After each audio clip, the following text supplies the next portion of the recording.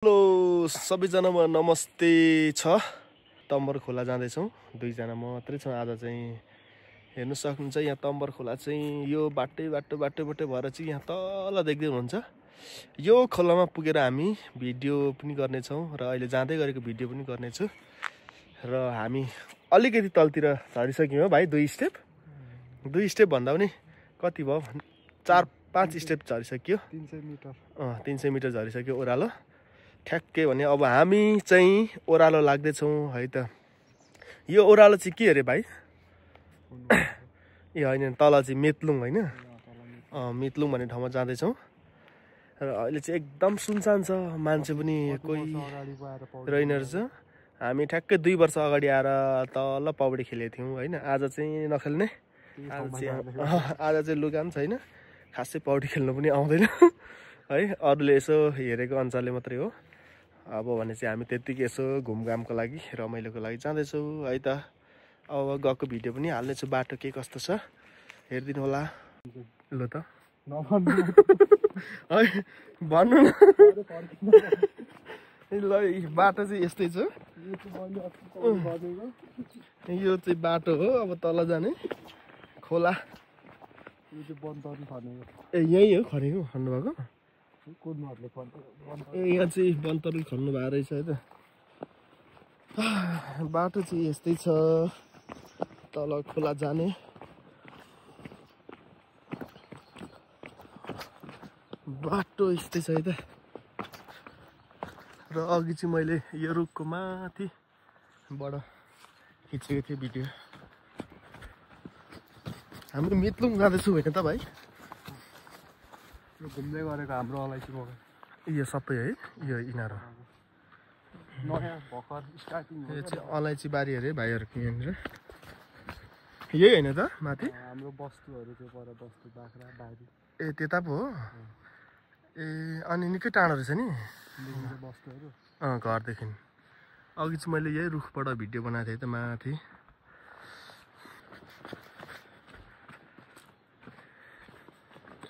बाटो भने यस्तै छ। अहिले भरे आउँदाखेरि चाहिँ साह्रै पर्छ। अहिले त अब यस्तै छ। भाइले भन्दै हुनुहुन्छ एनर्जी ड्रिङ्क बोकेर आउनुपर्छ अरे तल आउँदाखेरि चाहिँ।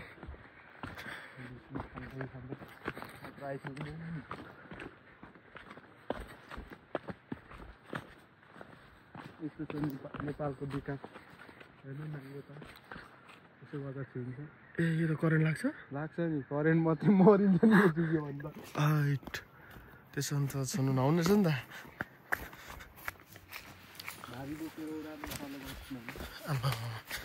भारी बोकेर भारी पनि 70-80 केजी हुन्छ। अन्त 70-80 केजीको मलको भारी बोकेर ओह्रालो झर्नुपर्छ। उकालो पनि चढ्नु पर्यो होला होइन? उकालो चाहिँ पछि धान काटेर धान बोकेर कति लगभग त्यो धान चाहिँ 55 किलो जति हुन्छ ल। एक मुरी ज्यादा पनि हुन्छ। एक मुरी भारी बोकेर चाहिँ भाइहरूको बाटो यो चाहिँ भने अब जिन्दगीको होइन। अब एक जीवन चाहिँ भाइहरूले यसरी नै भारी बोक्दै उकालो ओह्रालो कति गर्नुभयो होला, 1-1 क्विन्टलको भारी बोक्दै। र यो पनि बारी अरे भाइहरूकै। हामी चाहिँ भरे आउँदाखेरि चाहिँ के कस्तो हुन्छ, जाँदाखेरि चाहिँ अलिक ठिकै हो ओह्रालो, आउँदाखेरि चाहिँ साह्रै पर्ला जस्तो छ त भाइ। आउँदा त हुँदैन, यही बाटो हो फर्किने। अहिले देखाएको छु है त यहाँनिर भ्लगिङमा चाहिँ यही बाटो हो फर्किने। अब भरे चाहिँ सकिँदैन होला पक्कै पनि। ओह्रालो झर्दा सास लामो फेरिन्छ, खुट्टा काम्छ, झन् उकालो त कस्तो होला नि। निङ्गुरे पाउँछ पाउँदैन भाइ यता? ए पाउनु चाहिँ पाउँछ, पाउँदैन? अनि च्याउहरू होइन सिजनमा चाहिँ पाउँछ? ए यो चाहिँ चौतारी है? हाम्रो याक्सा खेतको यो ए उयो त्यहाँ मान्छे बस्दैन होला बस्दैन होला नि पछि यहाँ खेतमा आएको बेला पानी पर्यो भने चाहिँ ओत लाग्छ यहाँ चाहिँ चौतारामा बसिन्छ कहिलेकाहीँ हाम्रै बोजू बाजेहरूको उहिले बाजेहरूको चौतारा पापाले कि बोजूले रोप्नु भएको पापाले नै रोप्नु भएको ल ओह्रालो बाटो चाहिँ यता छ जानु पर्यो बाटै छैन जस्तो छ यहाँबाट हेर्दा चाहिँ यही हो ओह्रालो भाइ अब भने चाहिँ हामी फेरि ओह्रालो जानेछौँ है त यहाँदेखि खोला पुग्नु कति लाग्छ हौ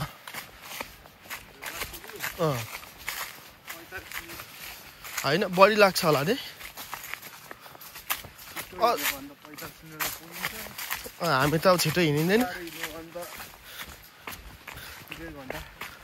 1.5 घन्टा पुगिन्छ अस्ति हामीलाई फर्किनलाई कति झन्डै 3 घन्टा कि 4 घन्टा लागेको नि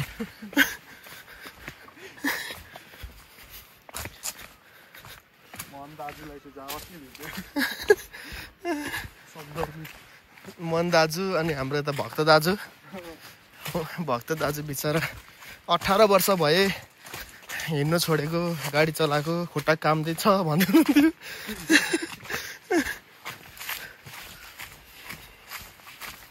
चारजना भाइसँग 4 जना हुन्छ हैन 4 जना साँच्चै भाइ त्यतिखेर के आउनु भएन त खोइ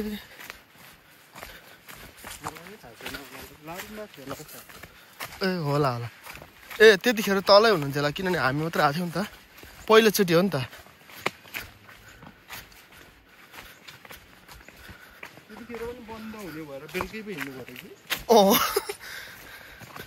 ठ्याक्कै जुरिरहेछ यहाँदेखि लगेको चाहिँ ल हामी यही बाटो आउँदा बिच बाटोमा सिस्नु घारीमा आइपुग्यो सिस्नु घारीमा पाइयो यो घरले हो कि पातले हो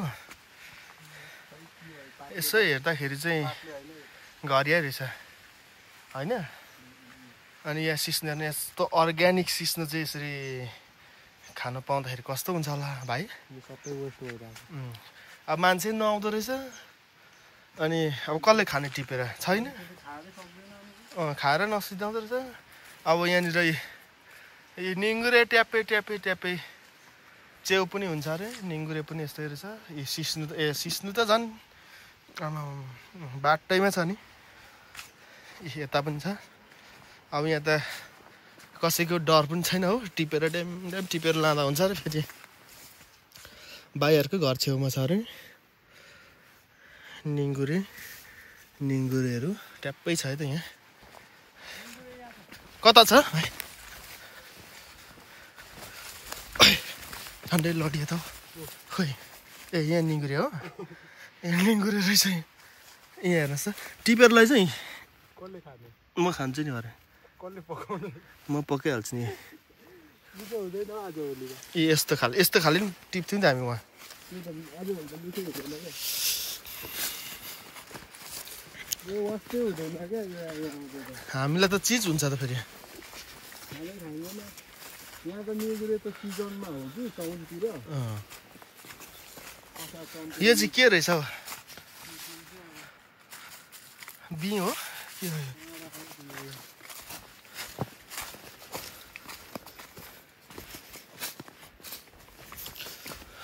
सलक भन्ने थाहा छ नि सलक थाहा छैन सलक त्यसले होल पारेको उता ए उयो ए त्यो उयो हुन्छ नि सला भने त्यो के अरे सानो होइन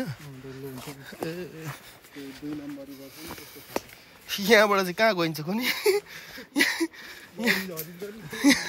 यहाँबाट त अनि पुरै डार्क होल भन्थ्यो त त्यो एउटा के अरे त्यस्तै छ त अनि धन्न तान्नु चाहिँ नतान्दो रहेछ अलैँची चाहिँ खेती डरै गर्नु हुँदो रहेछ है भाइहरूले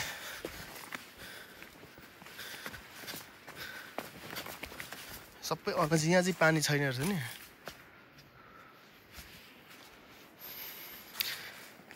खोला त अझै पुगेको छैन है साथीहरू हेर्नुहोस् हिँडेको थोरै बेर भइसकिन आँखाले चाहिँ उहीँ तल गएर देखिन्छ होइन अझै हिँड्नु बाँकी नै छ हामी जाँदैछौँ कन्टिन्यू बाटो यस्तै यस्तै छ डेन्जर भाइहरूको त नर्मल होइन त यो त केही जस्तो छैन नि भाइ अहिले नर्मल मेरो चाहिँ खुट्टा कामिसक्यो भक्त दाजुको अघि कामेको छ भन्थे है मेरो पनि कामिसक्यो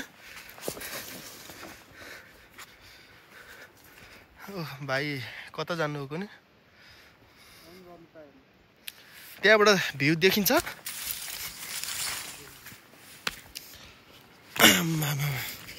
हेर्नुहोस् डाँडाबाट कत्रोबाट ढुङ्गा नि यो ए तल पनि घर रहेछ त नि याक्सा हो खोला चाहिँ त्यही तल बगर जाउँ भनेको कहिले पुगिँदैन कति लामो आमा अनि हेर्नु त भाइ यो अघि त्यो पिपल थिएन उयो पिपल तल्लो सानो सानो हो ठुलो चाहिँ ए अलि यता हो त्यहाँबाट आएको नि हामी आमा त्यत्रै हिँड्ने चाहिँ मैले कल्पना पनि गरेको थिएन त्यत्रै हिँड्यो भनेर अब खुट्टाहरू भन्नुहुन्छ नि यस्तो छ बिहाल ल हामी स्टिल जाँदैछौँ है त अब ओह्रालो फेरि जाँदैछौँ म तल पुगेर पनि भिडियो गर्नेछु डेस्टिनेसन आउँदैछ है त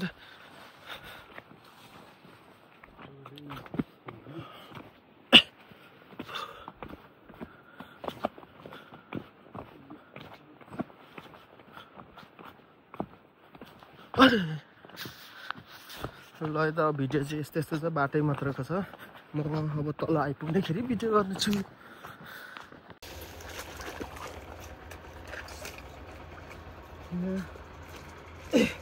हेर्नुहोस् त सिमसाकै हो नि भाइ होइन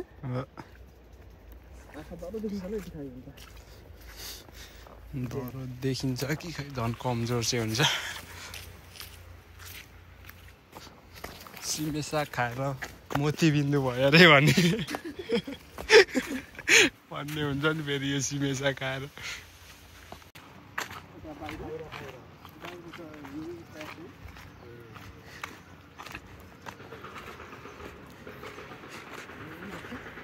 हाँ